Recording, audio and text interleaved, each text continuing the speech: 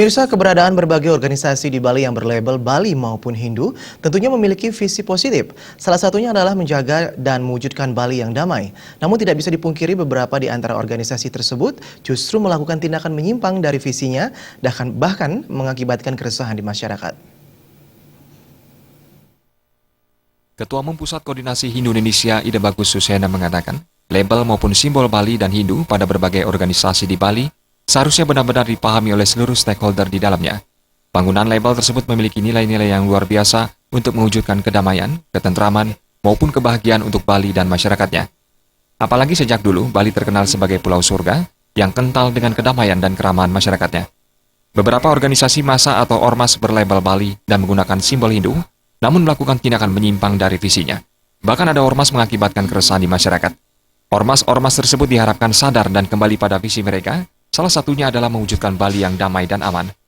Kita tahu bahwa sekarang banyak organisasi-organisasi yang menggunakan label Hindu, label Bali, ya, untuk membuat organisasi itu menarik. Ya.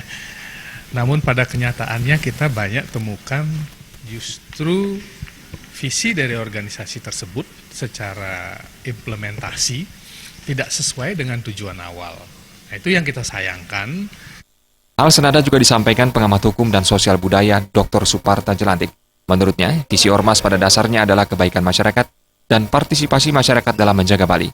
Namun hal yang terjadi di lapangan sangatlah berbeda.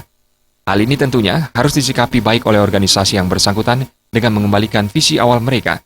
Pemangku kebijakan juga harus menindak tegas organisasi yang memang melanggar hukum. Nah, ini yang perlu kita sikap bersama, apalagi kalau perilaku atau tindakannya itu melanggar hukum, melakukan kekerasan, itu sudah jelas.